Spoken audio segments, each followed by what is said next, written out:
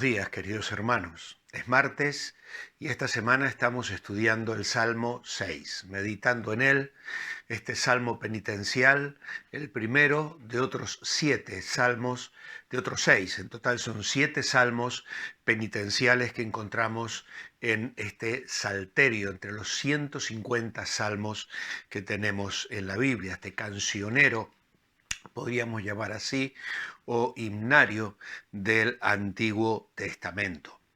El domingo pasado, Germán nos hizo una reflexión maravillosa que tocó los corazones de todos nosotros cuando nos explicaba que este era un cántico desde la aflicción, un cántico que surge desde el dolor, desde una profunda angustia. Ayer nosotros bosquejábamos este salmo en 4 estrofas que son las que nos van a estar ocupando a lo largo de la semana. Los primeros 3 versículos donde el salmista reconoce su situación.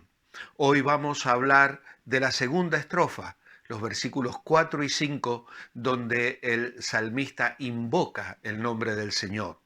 La tercera estrofa es cuando el salmista expresa su sufrimiento, los versículos 6 al 7, y finalmente donde decide los versículos 8 al 10. En las 2 primeras estrofas, él se hace 2 preguntas. ¿Hasta cuándo? Reconociendo la situación en la que se encuentra. Pero en esta segunda estrofa, la que nos va a ocupar hoy, él pregunta, ¿para qué, Señor? Y ese es un poco el sentido que Fernando Plou nos ha dejado en la guía devocional que él ha preparado y que estamos siguiendo también a lo largo de esta semana. Es como si él dijera, Señor, ¿para qué me vas a dar un día más de vida si no es para que te glorifique, si no es para que lo viva para tu gloria? Sin embargo, aquí estoy enfermo y abatido. Él va a invocar el nombre del Señor y lo hace de la siguiente manera. Versículo 4, vuélvete, Señor, libra mi alma, sálvame por tu misericordia, porque en la muerte no hay memoria de ti, y en el Seol, ¿quién te alabará? Ayer dijimos algunas frases que creo es importante que recordemos hoy. Esta plegaria que surge del corazón del salmista pone de manifiesto un valor extraordinario para los cristianos, para nuestra fe, para nuestra teología, para nuestra doctrina. Es decir, recalca el amor de Dios. El amor de Dios que es una fuerza que sobrepasa todos los límites del entendimiento. ¿Cuánto nos ama Dios? Pero también dijimos que es bueno recordar eso porque hay ocasiones en nuestra vida donde nos parece que Dios no responde. Claro, el viernes pasado en la clase de discipulado sobre la oración, que si queréis y estáis interesados, podéis participar de ella todos los viernes a las 9 de la noche, aunque esta semana no la vamos a tener porque estamos en la Semana Unida de Oración. Decíamos que la oración Dios puede responder sí, luego puede responder no, o luego puede responder espera. Y a veces ese espera nos parece a nosotros es un silencio de parte de Dios.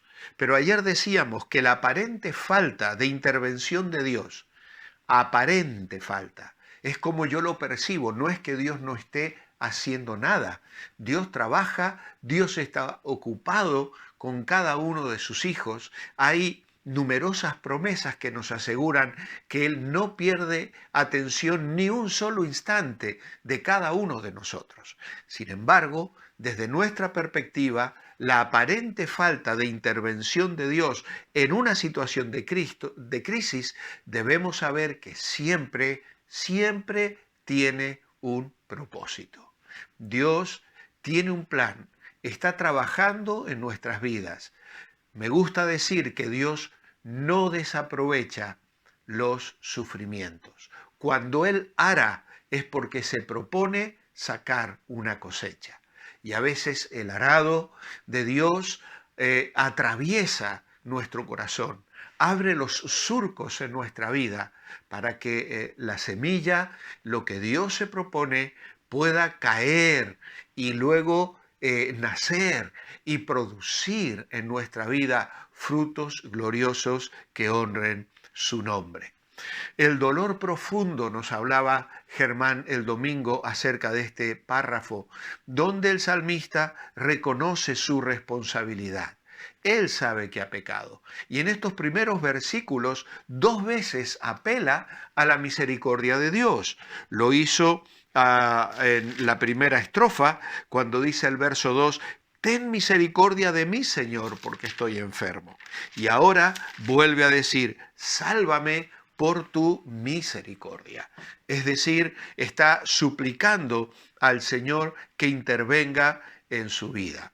La imagen del salmista es de alguien tremendamente abatido. Quizá es una enfermedad física, está temiendo por su vida, está pidiendo por sanidad, está pidiendo por salud. Ahora, el salmista sabe que solamente Dios es quien puede brindarle protección. Y a medida que pensamos en nuestra fuente de angustia, nos damos cuenta que no hay nadie que tenga aquí sobre la tierra una varita mágica que pueda traer una sanidad inmediata o que pueda curar nuestra alma. Sin embargo, hay una preciosa parábola que el Señor nos dejó en Lucas capítulo 10, versículo 25 al 31, cuando un fariseo le estaba preguntando acerca de los mandamientos y acerca de lo que era más importante. Lucas 10, 25 dice, un intérprete de la ley se levantó y dijo, Maestro, ¿qué he de hacer para heredar la vida eterna? Jesús le contestó, ¿qué está escrito en la ley? ¿Qué lees en ella? Él respondió, amarás al Señor con todo tu corazón, con toda tu alma, con todas tus fuerzas, con toda tu mente y a tu prójimo como a ti mismo. Y entonces Jesús le dijo, haz esto y vivirás. Pero el doctor de la ley, queriendo justificarse a sí mismo, preguntó, ¿y quién es mi prójimo? Respondió Jesús, un hombre descendía de Jerusalén a Jericó y cayó en manos de ladrones. Después de despojarle le hirieron y se fueron dejándole medio muerto. Por ese camino pasó también un sacerdote y viendo al herido se pasó al otro lado.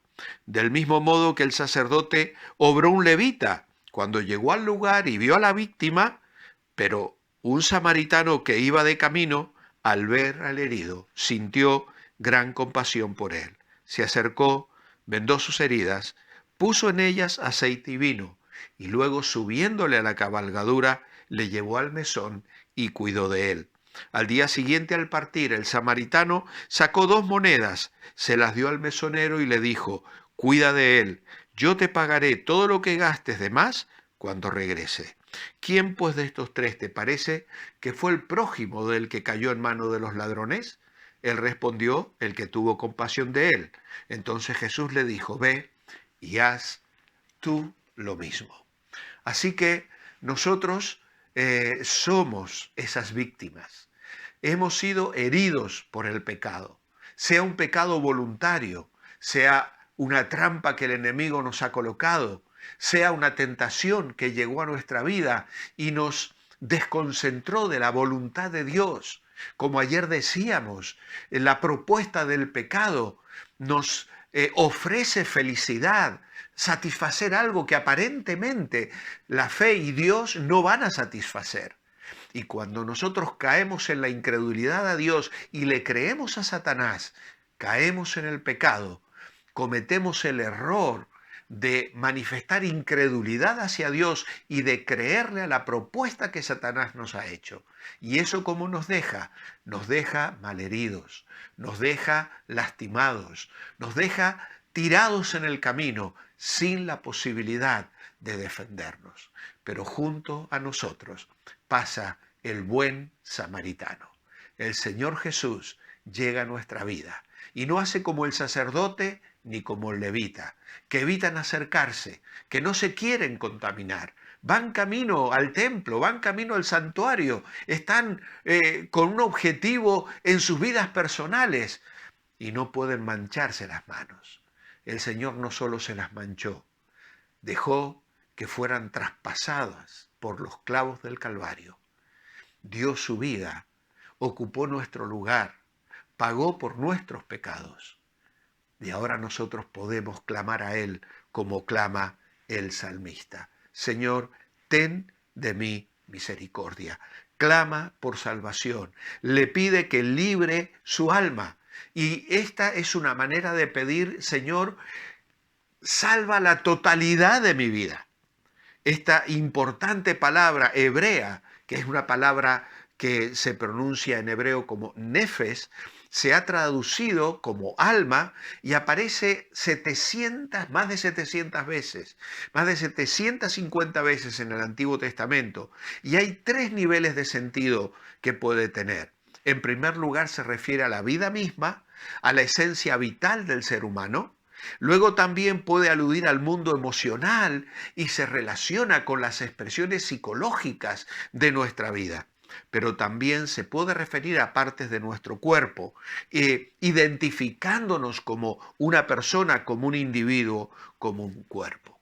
Ahora bien, él dice aquí, salva, libra mi alma. Señor, necesito una salvación completa. Estoy herido emocionalmente, estoy abatido, estoy enfermo físicamente. Ten de mí misericordia, Señor, levántame, sáname. ¿Por qué? En el Seol, ¿quién te alabará?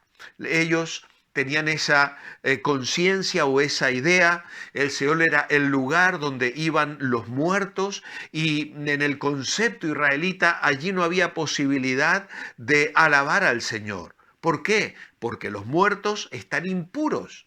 Tocar un muerto hacía que un judío no pudiese participar de los círculos de alabanza, de adoración, ni presentar sacrificios. Tenía que pasar un ritual de purificación. Por lo tanto, los muertos no pueden presentarse, alabar y adorar al Señor. Ellos imaginaban el Seol como la morada de los muertos, un lugar oscuro ubicado en lo profundo de la tierra. Job capítulo 10 versículos 21 y 22, Salmo 63, 9, y allí predominaba el silencio, como dice el Salmo 39, el Salmo 84 versículos 4 al 6, Isaías 38, 18 y 19. Posteriormente, estas creencias fueron sustituidas por la esperanza de la resurrección de los muertos al final de los tiempos. Allí en Daniel capítulo 12, versículo 1 al 3, donde ahí habla de que muchos que duermen en el polvo de la tierra serán despertados, unos para vida eterna y otros para vergüenza y confusión perpetua. Pero los entendidos resplandecerán como el resplandor del firmamento y los que enseñan la justicia a la multitud como las estrellas a perpetua eternidad. El salmista está clamando. Él espera en la misericordia del Señor para poder adorarle con libertad y disfrutar la bendición de una íntima comunión con Dios. Mi oración escrita en este día es: amado Padre, qué hermoso consuelo es saber que aún desde la angustia podemos clamar a ti, invocar tu nombre y tu salvación como lo hizo el salmista.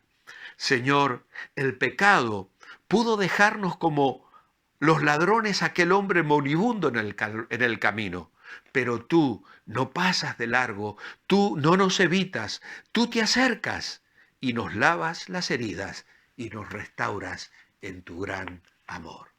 Te alabo, Señor, por esta salvación tan grande. Que ese sea tu clamor. Y si en este día estás herido, clama al Señor. Él puede perdonarte, Él puede levantarte y Él puede restaurarte a una íntima comunión con Dios. Que Dios te bendiga. Te espero mañana, miércoles. Mantente bendecible.